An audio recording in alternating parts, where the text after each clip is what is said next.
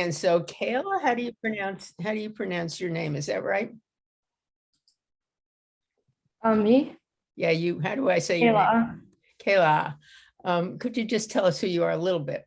I'm Kayla, and I'm an 8th grade student at Mansfield Middle School. Thank you. That's plenty. Okay, Melissa, how about you? Sorry, Melissa Sesh, and as Julie said, I teach 8th grade and social studies and literature as well, and helping to spearhead this Witness Stones project. Okay, thank you. And Zia. I'm Zia Kashwan, and I'm also an 8th grader at MS. Okay, thank you. And Virginia, you are a member of the Human Rights Commission, so tell everybody who you are. Unmute yourself. Hi, I'm Virginia. I've been a member since the beginning. I was a former EMT and I'm here to help. Okay, thank you. Now, Esme, how about you? Hi, I'm Esme. I'm a current E.O. Smith student and a member of the Human Rights Commission, and I'm very happy to have you all with us tonight, and I'm really excited for this. Wonderful. Felicia. Hello, I'm Felicia. I'm a junior at E.O. Smith. I'm a volunteer at the Human Rights Commission, and I'm so happy that you're all here, and I'm so happy to see some familiar faces. Good. Okay, Glenn, we're just going around introducing. We now have a quorum. Katie, just tell everybody who you are. Hi, my name is Katie Bell. My pronouns are she, her, hers. I am the Youth Services Supervisor for the town of Mansfield. So I am here as a joiner for the meeting. Okay, thank you. Bella. Hi, I'm Bella Familaro, and I'm also an 8th grade student at MMS. Thank you. Derek. Hello, I am Derek Cameron. I am a junior at E.O. Smith High School and, like Felicia, a volunteer intern at the Mansfield Human Rights Commission. Okay, thank you. Claire. Hi, I'm Claire Tolman. I'm as well an 8th grade student at MS. I just wanted to say to all you 8th grade students, 8th grade has gotten a lot smarter since I was in the 8th grade. Okay, we have one more person, then I'm going to turn this over to Glenn. Candice, would you like to introduce yourself? Good evening, I'm Candice Morrell. I'm the building principal, and I'm currently doing two things, a band concert and listening in with you all. Well, thank you for putting the effort in. Okay, now I'm going to turn this over to Glenn, who is the chair of the Human Rights Commission. Take it away, Glenn. Thank you so much, Jane, and thank you everyone for being here tonight. I apologize for being a little late. It's wonderful to have you all join us. Very much appreciated and excited to hear about your work. Jane, I'm assuming you did not start the agenda. No, I did not. Nor did we approve the minutes. We just did introductions. Okay, right. So we'll consider ourselves called to order. We did the roll call. Let's approve the minutes from April 13, if that's all right with everyone, if you got a chance to look at it. Any changes to that? Okay, we're going to consider those approved. So we have two key pieces before we get to our regular business. The first is, and I'm assuming she introduced herself already before I jumped on, but we're delighted to welcome Quincy. I'll just say that I'm late, and I'll just say welcome, Quincy. We are so delighted to have you join the commission, and delighted actually that this is your first meeting and you're going to hear about the Witness Stones project, which we are excited to find a way to support. So welcome, Quincy. Obviously, you've now heard from everyone who's here, and we'll very much look forward to having you be a part of the commission. Okay, so our first item on the agenda is that I invited the team from the Mansfield Middle School to present about their project, the Witness Stones project, which we've of course been tracking quite excitedly when we heard it was initiated, and know you've been doing great work. So I'd love to turn it over to you so that we as a commission can learn about what you're doing and ask a few questions and then figure out a way of support. So I'm going to turn it over to you all. Okay, and before the students get started, and I'm not sure if you were there, present in this meeting when I introduced myself, we'd really like to let them take it over tonight. They can do a great job in explaining it. Glenn, I had shared with you some slides thinking that you'd be the host, but I'm realizing I should have shared that with you, Monica. So I did just now. I shared with you some slides the students can use to guide them. So you could either put them up or use them, or if you wanted to make me a co-host, I could. Yeah, I can make you a presenter. Sometimes it's hard to open them from the work emails. Okay, sure. And also MMS students, we don't have all of you like we did the other night. So can you just cover for each other in terms of sharing the information? I think they're okay with that. If someone doesn't take a slide, chime in. Okay. Just let me know when I can do that.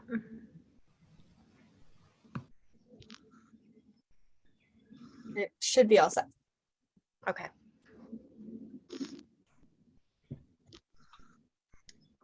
Am I sharing? Not yet. Not yet. Okay. It's been a while since I've had to Zoom. It's really nice not to. Okay. Now we got it. All right. Here we go. So Bella, you want to get us going? Hello, everyone. So we're very glad that we were able to talk about the work that we have done for the Witness Stone Project.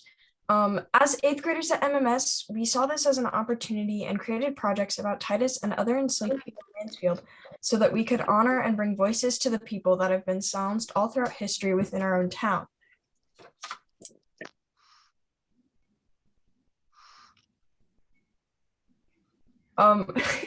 Since we have missing people. So the Witness Stone Project was this project that was inspired by the Stolperstein Project in Berlin, Germany, which was to honor the Jews who were murdered by the Nazis. And they sort of came to us and asked us to create a similar project so that we could honor the enslaved people that were in our own communities. And we had to use primary sources to study Titus, who is the person that we mainly studied, but obviously there were other enslaved people in Connecticut. But we decided after we finished the project that we wanted to find a place that, and a way that we could honor Titus. And so we decided to place a stone, which will be talked about more later on. But it's to help honor and restore the humanity of people that have, I guess, been silenced throughout history.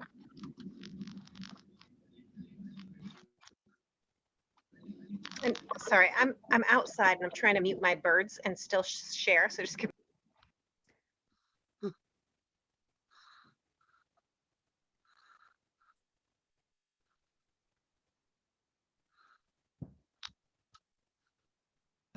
Okay, so to answer the question on the screen, yes, people were enslaved in Mansfield, which shows that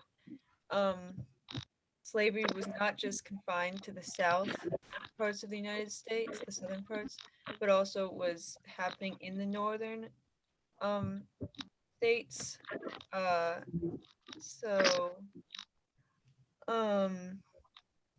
Yeah, in doing this project, we hope to restore the history of those who were enslaved and slavery in general, and to help honor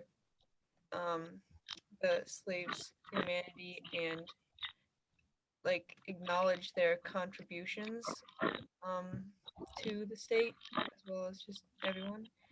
And then I don't know if I don't know if you can read I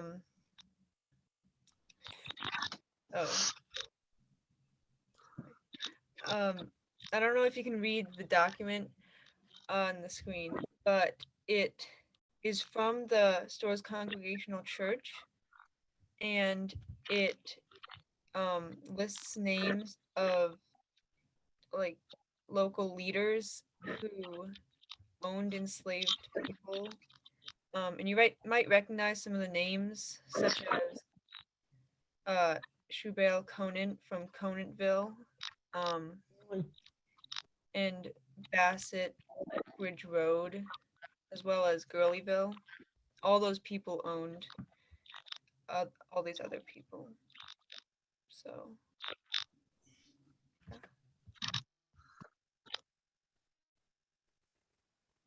So we learned that there were 5 recurring themes of slavery: dehumanization, treatment of the enslaved, paternalism, economics of slavery, and agency and resistance. Dehumanization is the process of depriving people from positive traits, which made it easier for the ownership of people to continue. For instance, slave owners didn't give people who were enslaved a name. They treated people as property and listed them as a price. To add on, slave owners restricted the rights of people who were enslaved, as if they couldn't make decisions. The economics of slavery was what kept it going. Slavery benefited the economy so much, people justified it. Nevertheless, those enslaved would resist slavery by showing free choice. It is important to remember that slaves were people who wanted freedom and never gave up.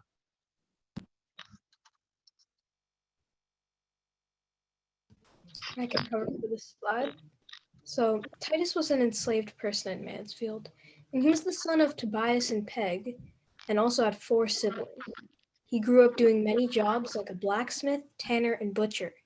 He was enslaved and labeled as 30 pounds by Shubale Conant. In fact, he was enslaved all his life, and in 1776, he was probably fighting in the Revolutionary War for a freedom he would never get. A lot of what we found about Titus came from town listings or Shubale's documents. These sources were preserved by local organizations. However, there isn't a lot of information, and what we do have is very vague. This obviously isn't a proud part of our history, so it's understandable why there aren't a lot of sources on a person who was enslaved.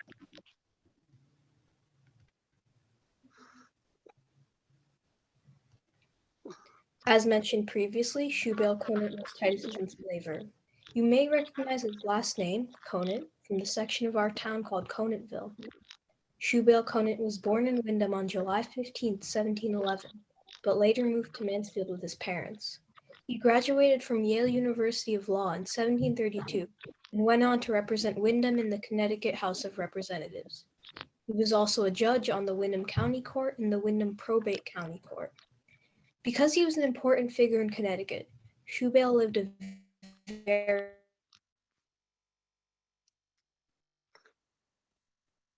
achievements as a judge do not justify the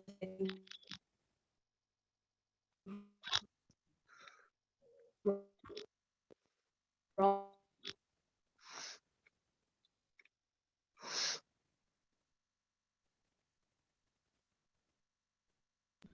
I had a hard time hearing you. I was losing you at the end. Were you able to hear about Shubale? Mhm. Okay. I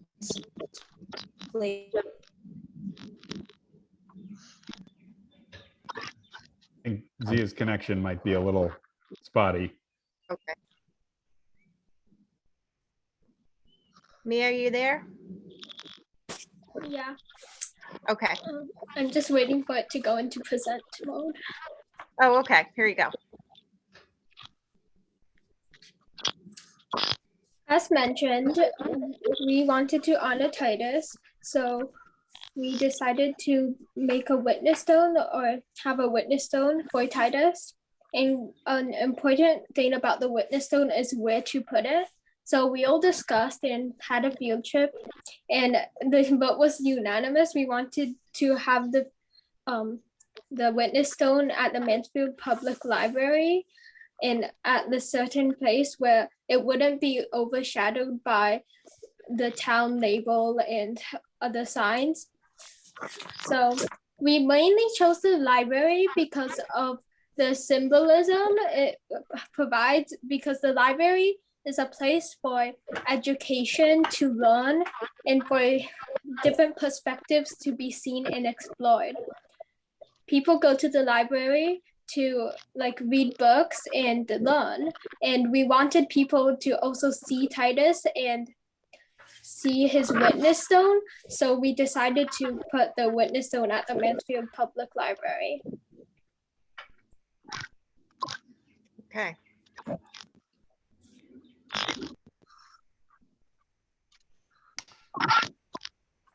I'm going to come out of sharing. Well, fantastic, a loud round of virtual applause for that incredible work. I just have to say, I mean, I was on the town council meeting too and saw it there, and I'm blown away for a second time at what you've accomplished. So I'll just tell you, I teach at UConn and I teach history classes there. The kind of work you did, the kind of deep dive into the primary sources, the critical thinking about those primary sources, and not just what's in them, but what's not in them, and what we call the silences in the archive, is really, really, really important historical work that the students at UConn are learning about themselves. So you are doing college level work in uncovering this history, and then you're going beyond that by making it meaningful for us today, and for thinking really how it should be present in our town and in our memories. And so for this, I can't thank you enough. But let me open it up a little bit to some of the other commission members for questions or comments that they might have for y'all. I'll go first. That was so impressive, and I think you all did a great job with your research. My question for you is, how did you, Glenn mentioned coming to conclusions about stuff that wasn't there in the articles and the listings that you found. How did you kind of come to these conclusions? How did you deal with what was missing?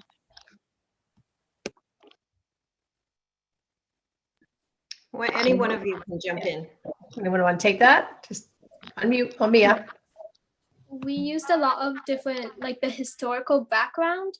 And for example, we assumed that Titus died shortly, maybe because of battle wounds, because he was discharged from the war. He fought in the Revolutionary War. And shortly after the Battle of Quebec, he passed away. So we assumed that it was maybe because of the battle wounds he received and because he didn't have the proper treatment to do so. So we just had to use a lot of the historical background and use some educated inferences to piece things together.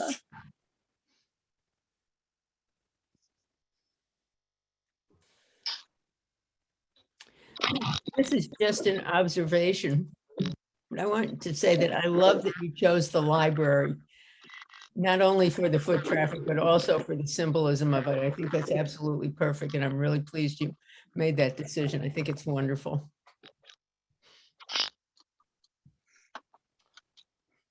Other questions? I'll jump in. Yeah, please, Quincy. Awesome. Like, big round of applause. I'm so impressed with your critical thinking, and as Glenn said, was not in the article, so I'm very, very impressed. I also love the language that you guys are using when you're using enslaved persons, or and so I hear you using that language, and I just want to encourage it, because a lot of these projects will hop right into the term like slave, and obviously you guys are already using the term enslaved person, so I don't have to explain to you why we use the term slave, but it's amazing. And I just wanted to, I guess my only question, I have two questions, is one, the church at the corner of Conantville, what is the response to all of this? Is there any kind of, I'm just curious. And then my second question is, do you guys touch on, are you guys touch on any of like the slavery, like any of the other enslaved persons and Mansfield and Willimantic, like the mill building we know was a huge proprietor for cotton production, and Willimantic was closely linked with that. And we have other enslaved peoples in Mansfield and in Willimantic, like, you know, so I'm just curious why why the focus on just one? Is it easier to kind of tell one person's story, or I just want to open that up. Those are my two questions for you. Awesome job. Yeah. As teachers, we find that story is really powerful in understanding history, right? So, and frequently we can hear numbers, we can hear millions of people have suffered in a certain way, whether it's as a refugee today or somebody in the Holocaust or an enslaved person in the United States. But it's often not until we hear an individual story that it gets driven home, right? So for that reason, we focused on Titus, and also we wanted to participate in this project. It's actually an official project. It's called the Witness Stones Project. And at this point, they've laid a number of stones around Connecticut. It was founded by a former social studies teacher in Guilford, Connecticut. Actually, they're finally extending a little bit out of New England. They just laid their first stone in New Jersey. So to do that, but before Melissa can talk to this, we realized when gathering materials and learning about this project that we couldn't just start with Titus. We really needed to do a lot of background work. And I still feel like there's so much more that we could have done, and there's so much more that we can continue to do. Just about what it means to be enslaved, right? So in revising our curriculum, we went back and tried, you know, it used to include the European explorers who are often presented as conquerors and the founders, the valiant ones. So it even meant back there, the heroes, right? And looking at just the real origins of the country, 1619, without using the word 1619, if that makes any sense. And then reading narratives of narratives of enslaved people, trying to really understand how horrific it was to be kidnapped, to be trafficked, to be tortured, to be abused. And that's a very deliberate thing that Melissa and I do with our language every year. Yeah. Classes. Every year. Yeah. It's constant. Right. So that's part of this. And then Melissa, you want to talk about like the Industrial Revolution and looking at the complicity of the North through cotton? Yeah, and I think that's just speaking on that too, before I forget it, is that, you know, a lot of people in general, adults, not just kids, think that slavery is in the South, not in the North. So really that misunderstanding needs to be settled first. And a lot of kids, I mean, the students get that now, but still there's a lot of people who don't get the full aspect of that. And how even if slavery was banned in the North earlier than in the South, they were still complicit, as Julie had said, because of the cotton industry. That's where the cotton was coming from, was in the South, but it was definitely all coming up, most of it coming up to the North, where it was being processed in the mills that were up here, which we were making, you know, everybody was making a lot of money off of it. So that's why, as one of the students mentioned, that's why it continued for way longer than it should have been. Never mind that it never should have happened, but it was really money that was pushing it. And I think, Quincy, part of your question was, why just Titus? The idea really is to try to get a witness stone in place for as many as we can. And the problem is, as the students learned, is there's not a lot of information at all to do research. The information we had on Titus was so limited, the kids were very surprised by that. So to be honest, there's really limited information for those who are enslaved in Mansfield. A few more in Willimantic. So I know Dennis wants to move the project in that direction too, to try to hit each town that he can. But Mansfield is pretty limited on the information that we have. But yes, we still do want to research further. We still want to find more. And if we can lay a bunch of stones to represent the lives of those who were enslaved here, that'd be great.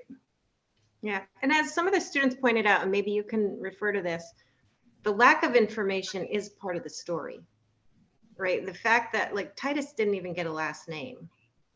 And we have a whole section of our town named after Shubal Khanun, his enslaver. But that's history, right? I think that's part of the story, and that's part of what we need to uncover.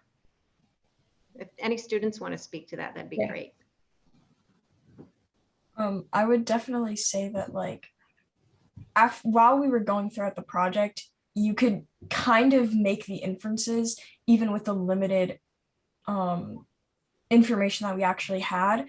And in my project, we kind of had to make art projects about the Witness Stone project after we researched all the information. And I wanted to make sure that I was, at least with the information that we could get about other people, at least putting in the names. So I asked for sources that had names of different enslaved people throughout Connecticut. And so I would put quite a few of the names. Of course, obviously, those would have been the names that were given to them, if any. But I think that it means a lot to us to just kind of really try and bring forth those voices, because obviously we are in Connecticut and we can't ignore the fact that this is a part of our history. But if we can bring forth the voices that were lost, then I think that that's a really powerful thing. And I really think that it would be great if we could find more information about the other people, maybe somewhere deeper. But if we can't, we should at least try our hardest to put more information out there throughout Connecticut, or just kind of have a place where we can honor everyone, even if we don't have like the names and the voices behind it. Thank you, Bella. Yeah, just quickly, I am so excited for this next generation. I am like, you guys are amazing. I'm so impressed, Bella. I'm so impressed by each and every one of you. I am just like super impressed. I'm completely understanding why, you want to focus on one person's story. I'm like about to cry. I'm so impressed. So amazing. They're so much smarter than most adults I know. I mean that. Yes. Katie, do you want to say something?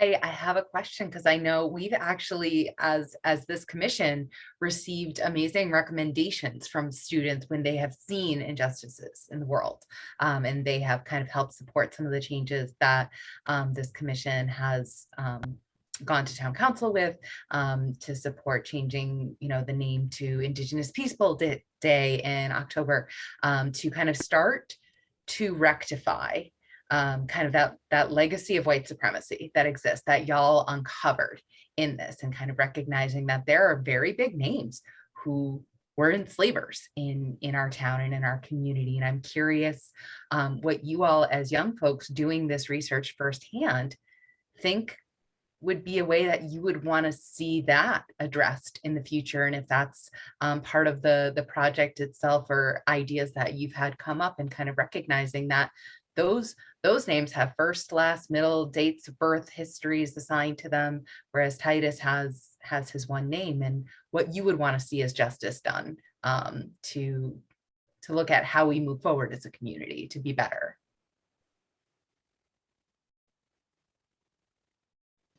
Well, something that I would want to see in the future is, I want people who did stuff like this to other people in the past to stop being held on such a high podium as they are today. And I would also, I think it's important that going forward, no other person is overlooked and dishumanized like this.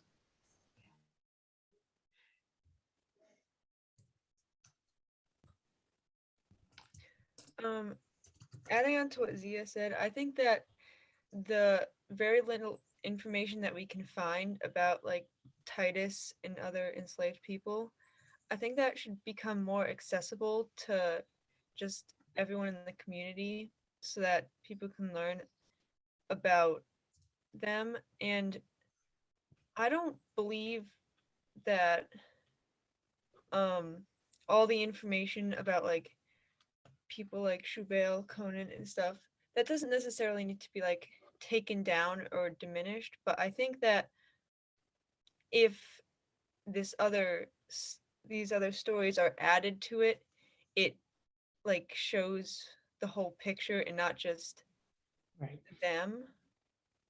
So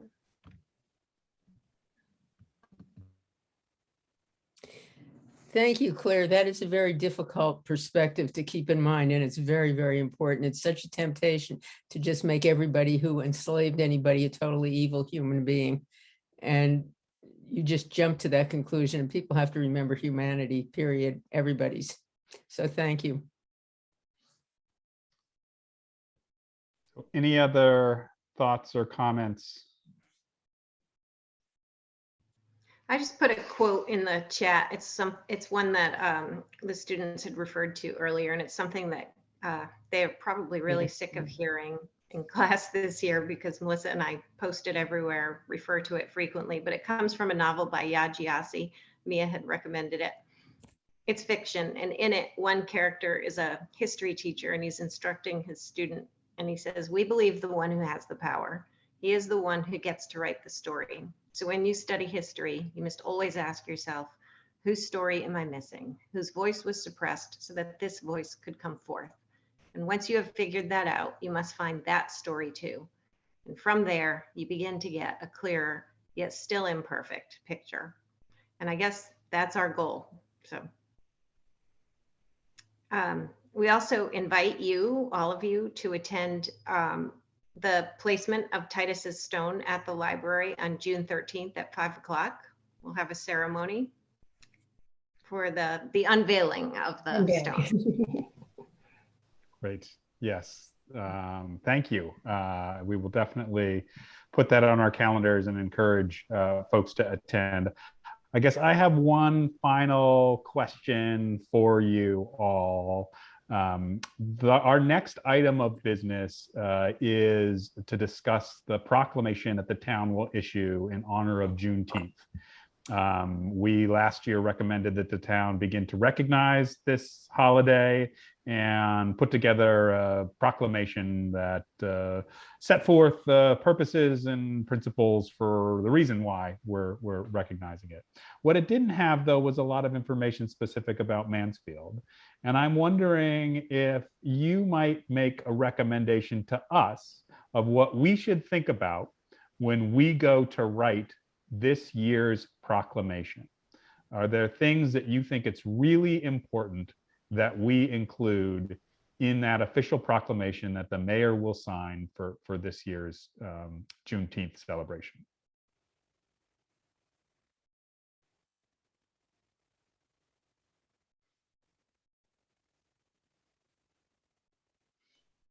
Do you want to think it over and get back to him? I was just going to say that. They might need a little time to think on it. Yeah, think about it a little bit. You know, it's late in the evening for creative hats. So we definitely will be working on it over the next couple of weeks. So as you think about it, as you reflect, as you think about what you would like your town to say about that holiday, we would very much welcome your help in that. You've already been a tremendous help. I've already got a lot of ideas, but I would want you to help us shape that. So, Jane? Yeah, I have one more announcement that nobody knows about yet, but the Communication and Outreach Committee decided that rather than try to do a separate celebration of Juneteenth, we were going to make some kind of a poster that told everybody about the Witness Project and invited them to attend and to distribute that as widely as possible, and also to give a little history of Juneteenth. So I've been working with Margaret. Margaret has chosen 2 pieces of art from the Witness Stone Project to use as part of the poster, and they are stunning. There's no other way to describe it. One is a bird flying out of a cage, and the other one is a collage of people saying, "I'm still here." They are stunning. And then she's got my text, and I don't know how she's going to put that together. But anyway, we will be making that poster also as part of this celebration, and to let everybody know that we have a Witness Stone, where it is, and what the history of Juneteenth is. And that'll be coming out shortly. Great. Thank you, Jane. Well, if there's nothing else from any of the commissioners or others, let me just say thank you. Thank you for joining us, but more importantly, thank you for doing this work on behalf of the town. I'm a little embarrassed that it hasn't been done before, that this is not history that we knew. And so your work has been really important to improving human rights conditions in the town. So thank you.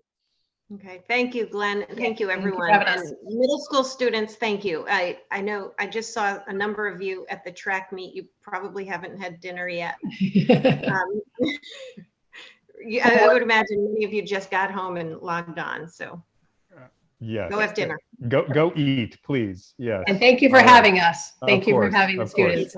Yes. Thank you for joining. Thank us. you. Bye. Thank you. Bye. Bye.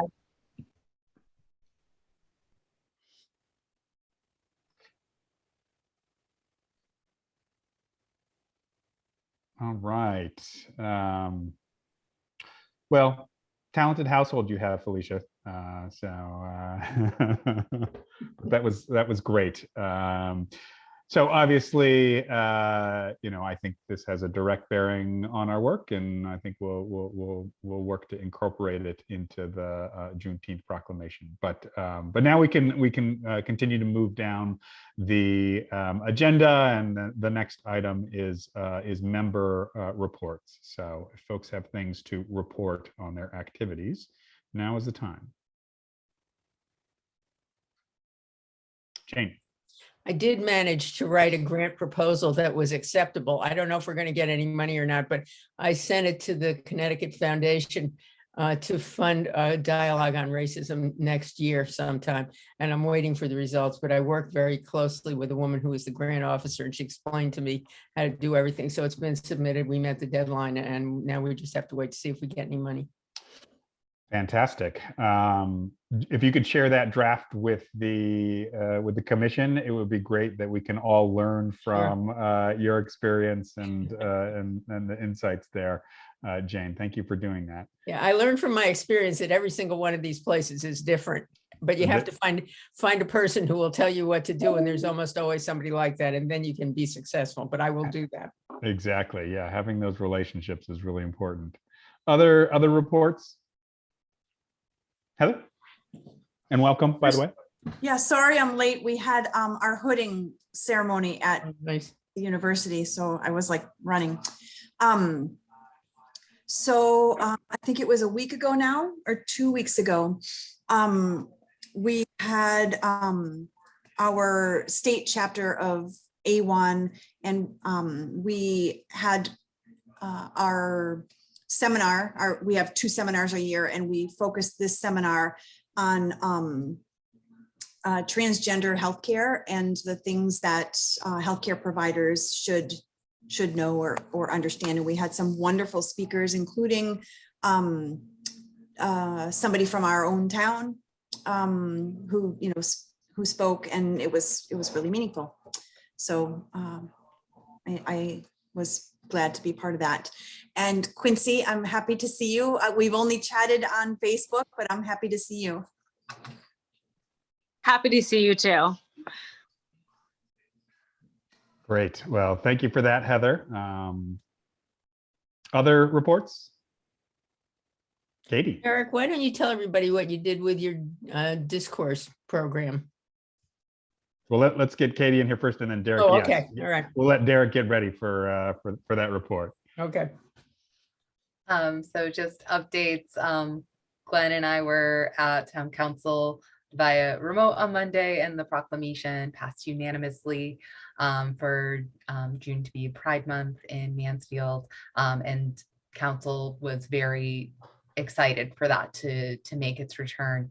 I delivered pride flags as requested to Tasha today. So everyone on town council will have one. We'll be distributing the miniature intersex inclusive pride flags this year at our same sites as before. So town hall, the library, and the senior center, as well as at our Celebrate Pride event, which will be happening Friday, June 10th. And that will be movie screening at the Betsy Patterson Downtown Square. It will also have lots of really cool activities. We have several different LGBTQIA+ local organizations who are going to be there. We have a few different local parents groups that are going to be there, including Hartford chapter of PFLAG that runs the closest version of PFLAG. We also will have Kimora's Cultural Corner there, which I am so incredibly excited about. I love her and I'm so happy she's going to have representation there. I just sent her a bunch of flyers today via snail mail that she is going to bring with her to the LGBTQIA+ youth conference happening next weekend down at the New Haven Pride Center, because she's excited to share that event with the young folks of Connecticut to come out and celebrate. So we're really excited to have her there. We also have at least one open and affirming congregation from the town of Mansfield that's going to be there. And I've sent a letter to the director of WAME to pass on to other faith leaders in town who might be interested in coming to table at the event or sharing the information with their parishioners, just in that recognition that open and affirming congregations are suicide prevention for our young people in the community. The First Congregational Church is thrilled to be there. We're thrilled to have them, and we'll see if we get a few more folks coming to join us. So we're really excited for that. We do have Drag Queen Story Time booked, which I'm so excited about. We'll have book giveaways, and then we'll be doing a screening of Love, Simon at dark, which will be about at 8:30. Also, as part of that, Amy, who's not here, has been helping wrangle the GSA to paint these giant wings that the My Pride group is also painting. So I think we're up to like 12 different wing representations of all the different Pride flags and all sorts of different wing varieties, so that there's a selfie station for everybody to have your giant human-sized wings, including a giant ally Pride flag as well, complete with very hard to paint stripes that we're still working on, but are almost there. And we're just really excited for this event to be coming together after about 2 years in the works, including my coworker, Sarah Dufresne, who is our resident Martha Stewart and tie-dye expert, is going to be helping us do customized tie-dye your Pride t-shirts. So we got some Celebrate Pride t-shirts ordered where folks can write their pronouns on the screen printed name tag and then just tie-dye whatever flag you fly or whatever colors strike your fancy to take home.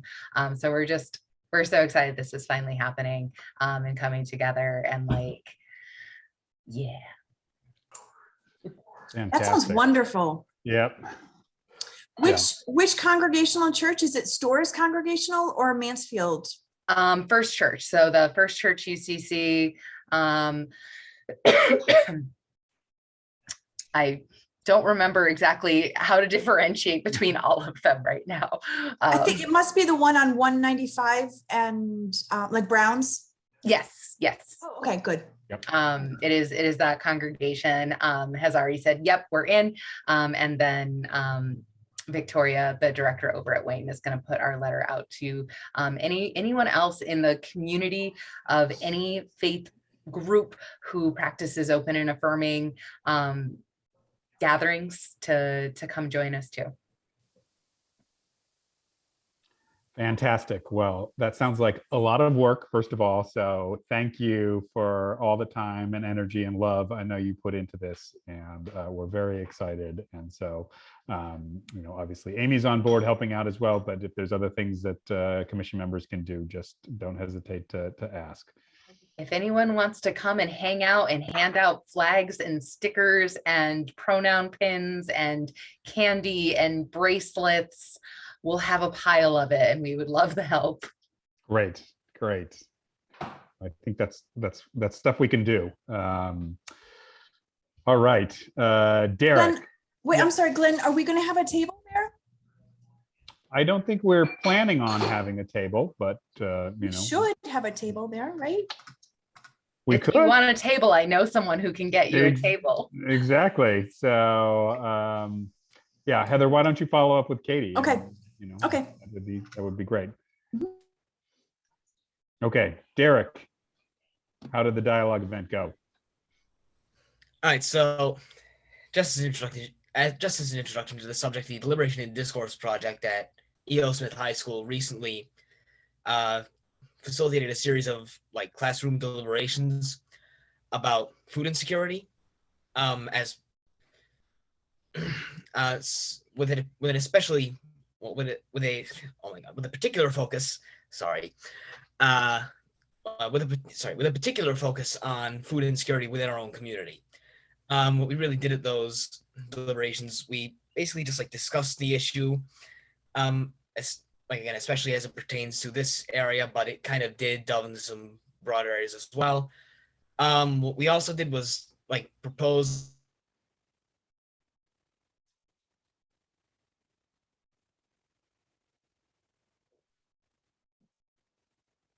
Uh-oh, Derek, I And think you froze a bit. actually posed. Oh, sorry. Did you hear any of the? I think just roll back maybe 30 seconds. That'll be enough. Okay. All right. So, wait. What was the last thing you guys heard? Sorry. You were talking about like had students propose, and then it just. Oh, okay. So we essentially had students propose like actionable solutions that could actually be like implemented to mitigate food insecurity in our communities. So yeah, those would actually later be curated into a report that would actually be like submitted up to the regional board of education. And that, yeah, so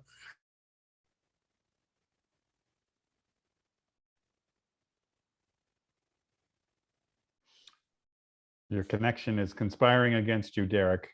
because it is definitely the wrong way. Oh my God. Did I freeze again? You did. Oh my God. From where this time? Why don't you tell us about the mental health? You had said that you had said that the recommendations were going up to the school board, and so for them to act on. I think that's really the only information that you guys need to know about that. So I'll just leave it at that. Okay. And the mental health one, Jane wants to hear about. Yes. So I think it was, pretty sure it was last week. I don't remember this, but yeah, it must have been last week. So yeah, last week we held a public forum.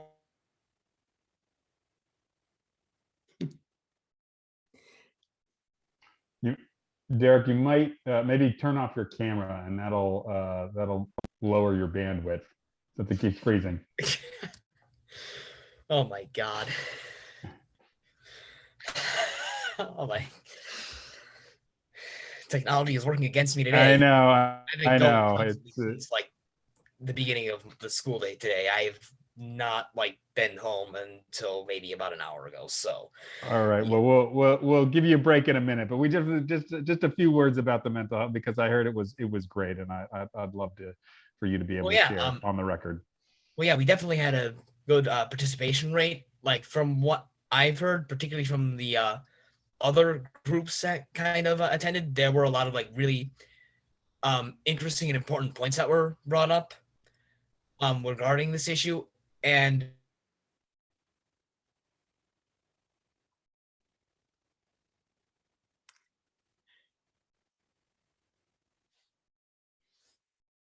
that we could like implement actually address the issue. So yeah, my particular breakout room, the one that I facilitated, honestly didn't really get to the actual solution part, so I know virtually nothing about that. But yeah, the panelists were absolutely incredible, very insightful on this issue. So yeah, that's really all I have to say about that. Went quite well. Participation rate was solid. A lot of very important points are thrown around, and yeah. Great. Well, great. Thank you, Derek, and congratulations. I know you put a lot of time and energy into that. Esme, is your hand up? Yes. Yeah, please. Derek is absolutely correct. It went very well. The breakout room that I facilitated, we were talking a lot about how to change things without name dropping in our community, which was, I think, very helpful. And so there are going to be notes from that I'm sure Amy can share with you all if you would like them. Also, she is currently or was at Empty Bowls, which is the food drive for food insecurity in our community, which is why we facilitated those discussions in the classroom. That happened tonight. I was there volunteering, and when I was there, it was going incredibly well. I think they're expecting over like 200 participants, which is kind of amazing. I know they held this event in 2019. They raised $2,000 for the Covenant Soup Kitchen, and I think they're hoping to double it this year. So it should be going very well. Esme, I have a question. What did you say? You were explaining finding solutions without name dropping. Yes. So there was, I think, a little bit of disconnect with my school about what this conversation was going to be about. So we were trying to be very constructive in what we were saying and the discussions we were having. So building paths forwards to better access to resources, or even just being aware of what resources are in our community and how we can improve awareness about those. Yeah, it was basic. Like we had to work on framing it in a way so that the school didn't get upset that they thought we were blaming them for like students' mental health issues. So it was a matter of making people more aware of the opportunities that our school has given them. I think the most important thing you guys are doing is educating the adults. It may not be the most important, but I mean, the people who get scared don't seem to be the students. So thank you for doing that.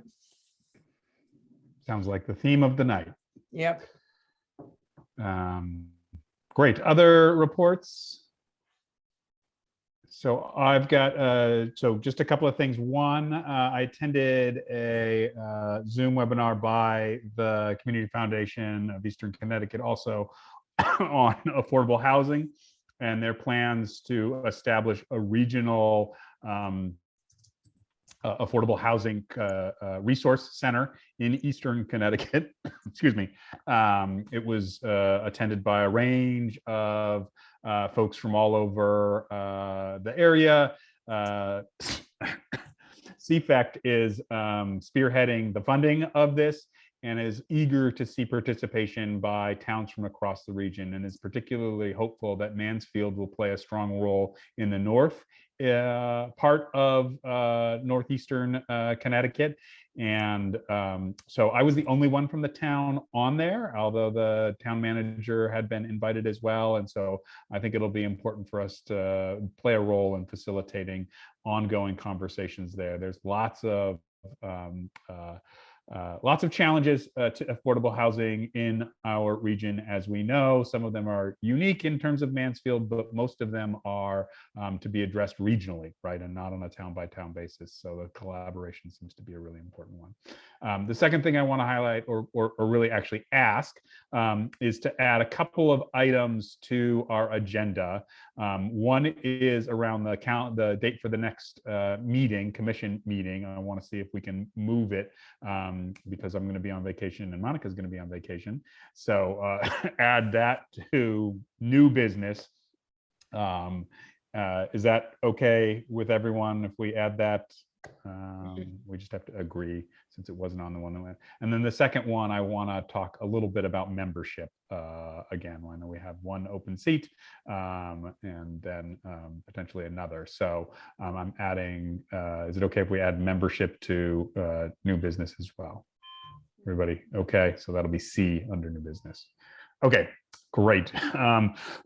Excuse me. Moving on then to old business. As I mentioned when our guests were here, we are preparing to recognize Juneteenth again. Jane, I know you've been working with Margaret around publicity. I think, you know, sounds like the decision was made that we're not hosting a separate independent event, and that ideally the unveiling of the witness stone can serve as an important marker. The other thing we should do, though, is also draft that proclamation that the town can adopt, recognizing once again Juneteenth. And I think, as I mentioned, it'll be really important this time around for us to incorporate the local history that the students have uncovered. So I'd love if there might be a couple of folks who might volunteer to take on drafting that. We have last year's that we can provide you as a template, and then work to incorporate the new information. Is anybody interested in? Yeah, I'll do. Esme and Jane? I had to do a lot of research just to give the text to Margaret, so I think I have a lot of stuff that we can use to start with it, plus last year's statement. Great. So I think ideally we can work pretty quickly on this. The communications subcommittee meets next week, the town charge on the 24th.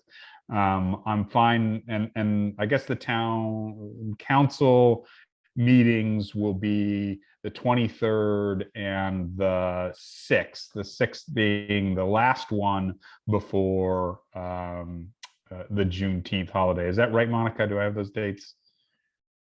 I think it might be June 13th is the town council meeting because it's 2nd and 4th. Okay. Right. Okay. So I think we probably want to shoot for the 23rd to get on their agenda for that one, which frankly means we'll need the draft by the 16th, if at all possible. Of May or June? Of May.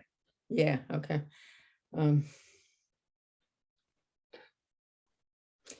Glenn, can you send me the last year's proclamation, please? Thank you. Yes, I'll send it, and then we can talk and get that over the line. Is everybody comfortable with that timetable? Making that happen? Okay. Great. Jane, is there anything else you want to share about the Juneteenth Nothing. poster that you're working on? I saw those two pictures that Margaret picked, and I literally was stunned. They were so incredibly insightful. And they got so much information into just one picture. I mean, it was amazing. So she said, which one do you like better? And I said, can we possibly figure out how to use both? So she's working on it now. We'll see what she comes up with.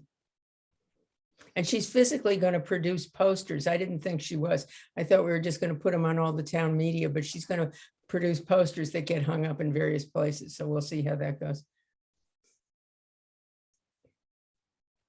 Great. Anybody have questions, thoughts, concerns?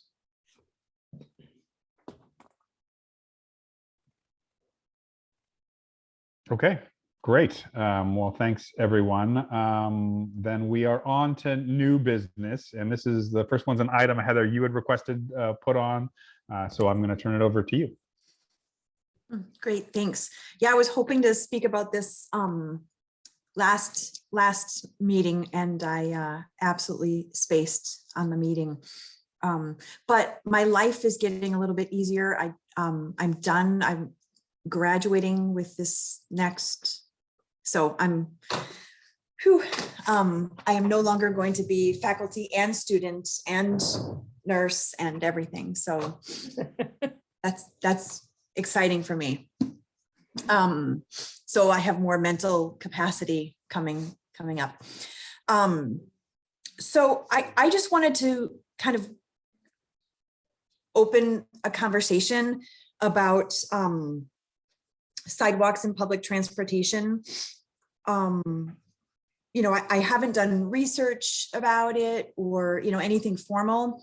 I just wanted to know if it's something that other people are interested in thinking about in terms of the Human Rights Commission. I feel like in our community, we do have a lot of people who are differently abled, and I don't think that our infrastructure is set up to be friendly or supportive. I also think that it's a safety issue a lot of times, without sidewalks, and it's difficult even for biking. So, I think of it in lots of different ways, in that it's an issue for people who are differently abled. It's a safety issue for people who want to walk or bike or whatever on our rural roads. I think it's an economic issue for a lot of people. Not only is it difficult to walk and due to safety and things like that, or bike, but then we don't have a good public transportation system set up. So I think back to the first refugee family that we resettled in Mansfield. It was probably like 4 or 5 years ago now.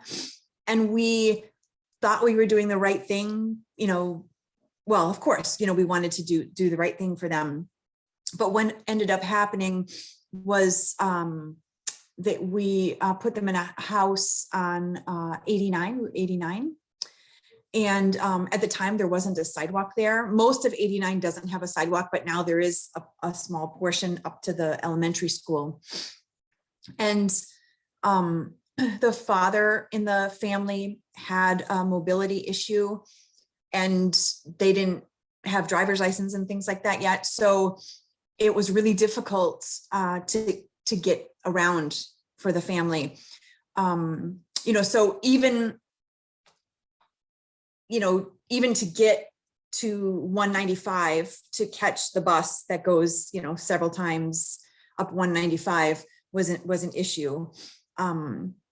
So I see, and environmentally also, I think that if we had more access to safe walkways, safe bike lanes, and better public transportation, and that probably means smaller buses or vans, instead of having a giant bus that's has 3 people on it going up and down 195.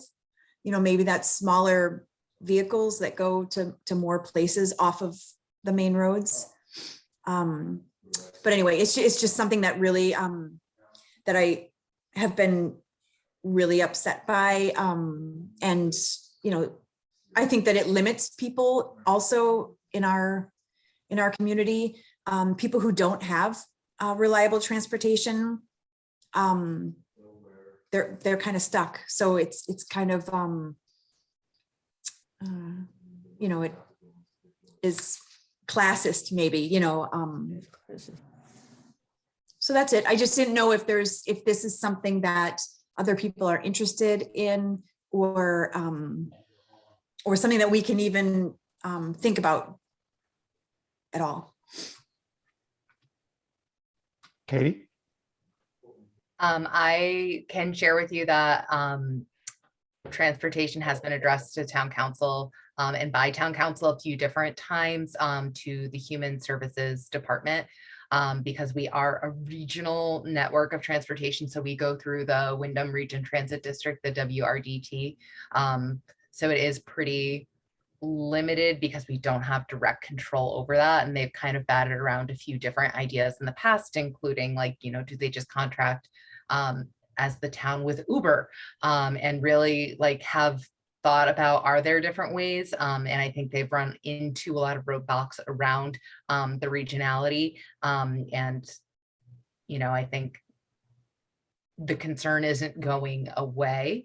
So it makes sense to kind of readdress what can change, particularly because the town is also undergoing a building study right now to look at what is the best use of town building facilities that will also, once the new school opens and the old schools transition to being town-owned properties, the transportation would also be a part of that building study and the determination of what makes sense for those sites to have and what transportation needs would coincide with that for public accessibility.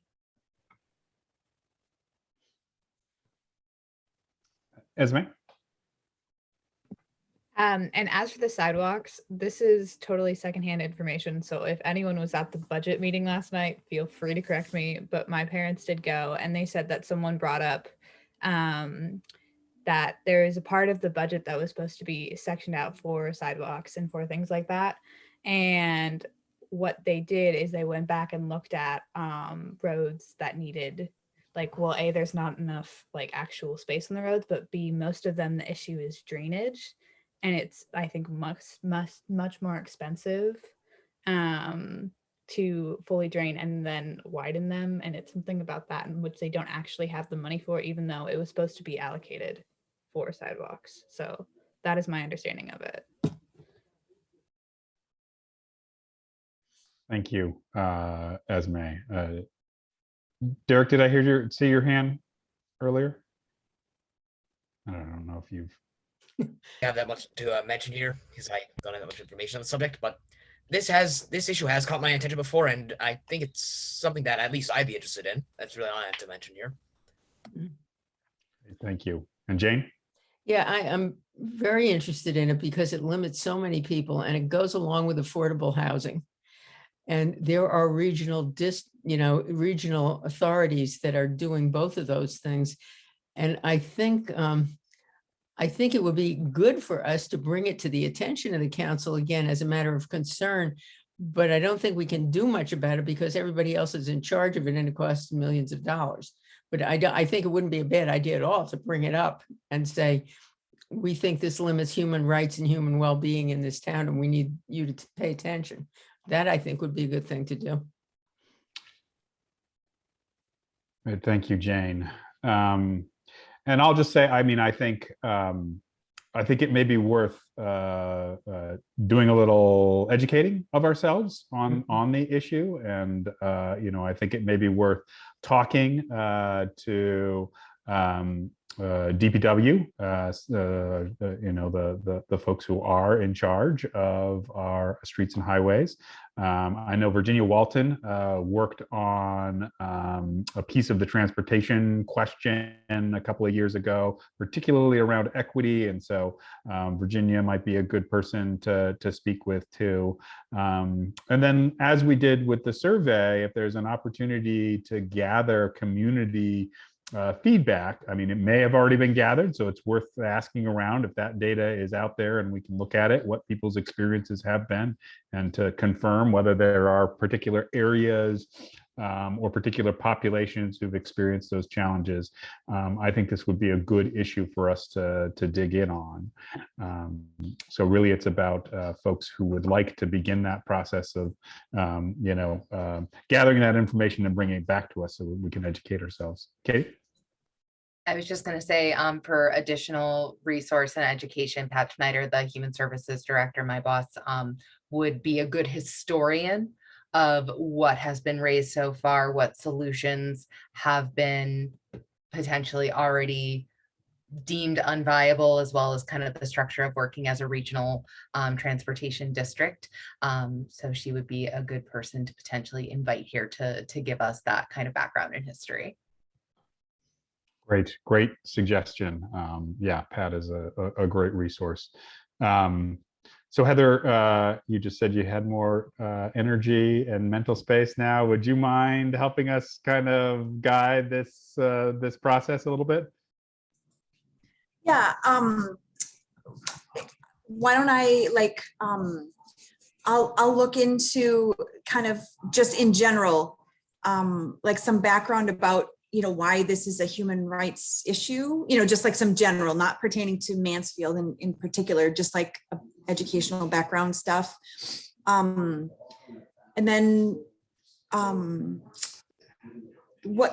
where should I start it, looking I mean, it sounds like Katie's suggestion of Pat might be a good person to start with, Pat Schneider.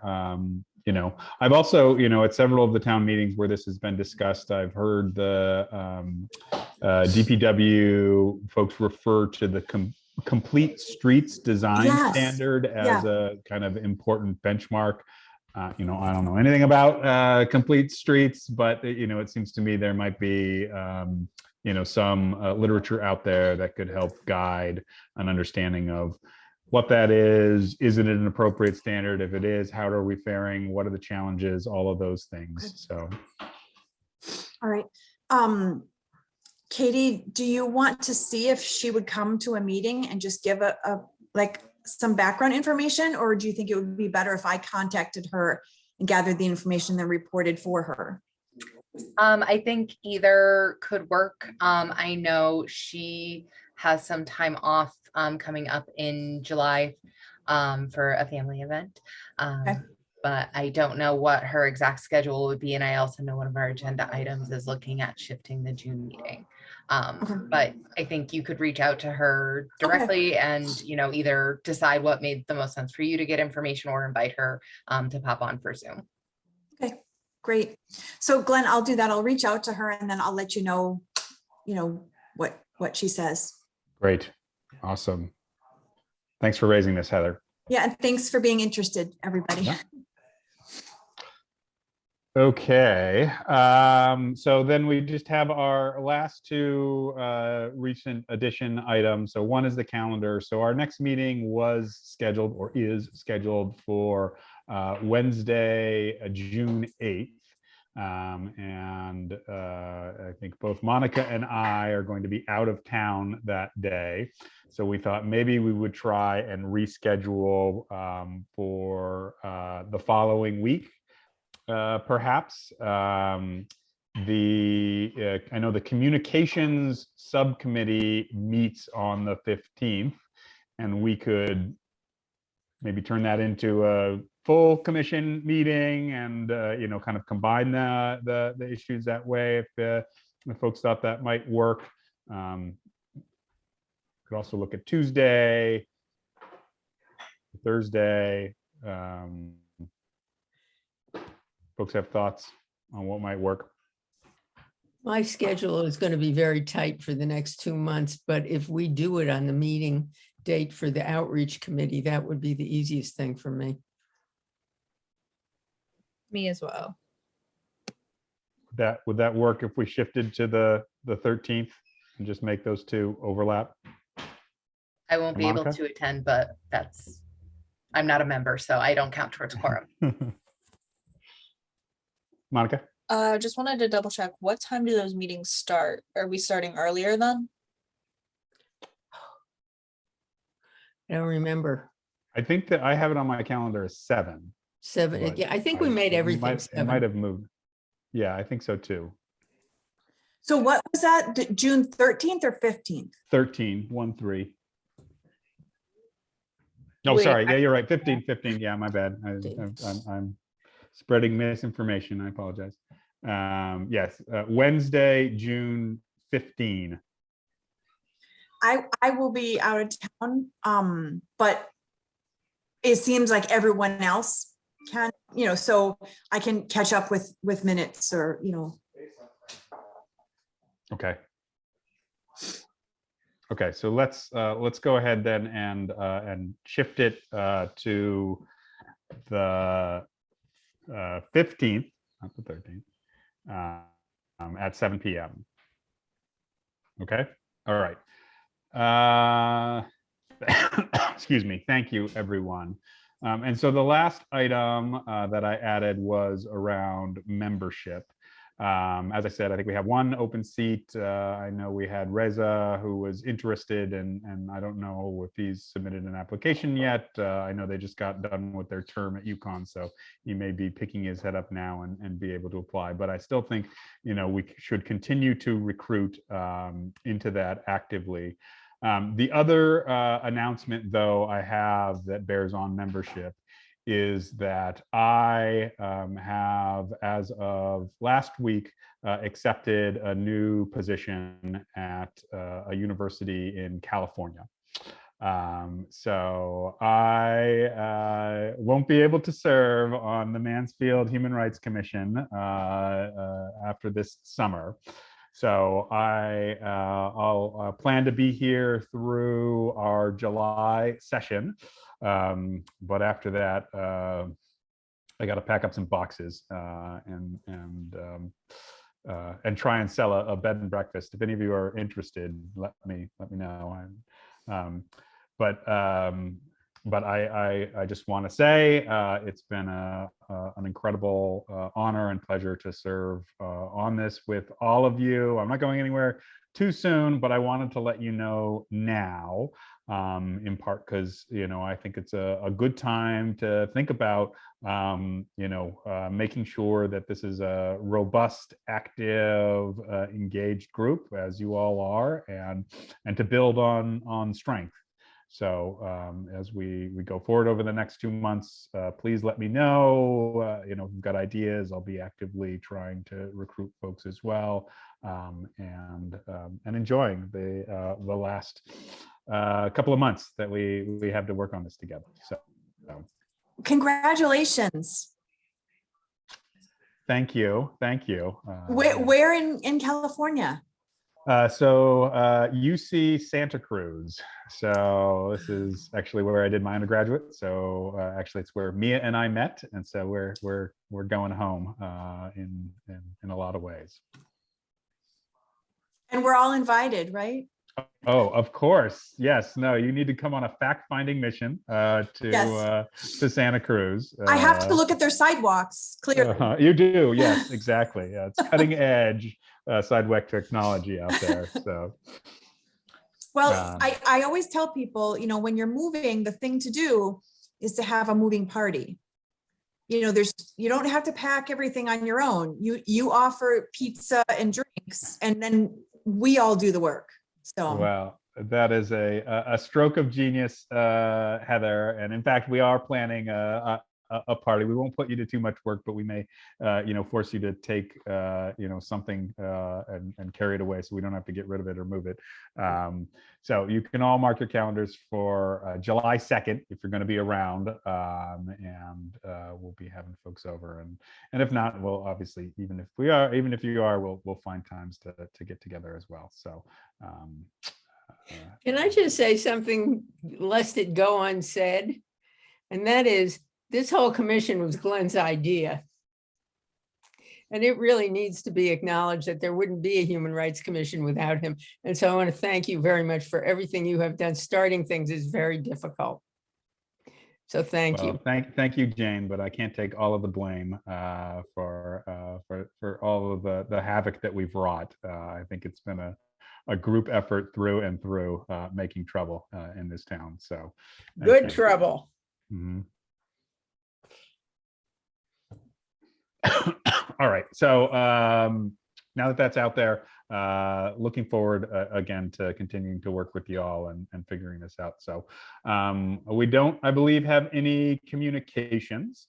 Are there anything for the subcommittees to report? We touched on most of the work in the other items. All right, and our public addressed us already earlier this evening with the Witness Stones project. So I think that's it. I think we're at adjournment unless there's anything else anybody has for the good of the order. Monica? We should probably, Quincy should probably be in one of the subcommittees. Oh, yes. That. Thank you. So Quincy, I think we talked a little bit, right? We have this town charge one, which is, about the kind of advice to the town council, policy work, largely, and then a communications and outreach, which is a lot of the education, public facing work. So you don't have to tell us right now, but if you have an idea right now, let us know. Like the communications and outreach, I can tell you right now. All right. So yeah, that's as you see, Team Jane and Felicia. So I'll let you liaise. Excuse me, I don't know why I can't stop coughing tonight. With them on the next meeting for that. Okay. All right, folks. Great to see you all. Maybe one of these days we'll meet in person, but not right away. So stay safe and be well, and we'll see you soon. Okay, night.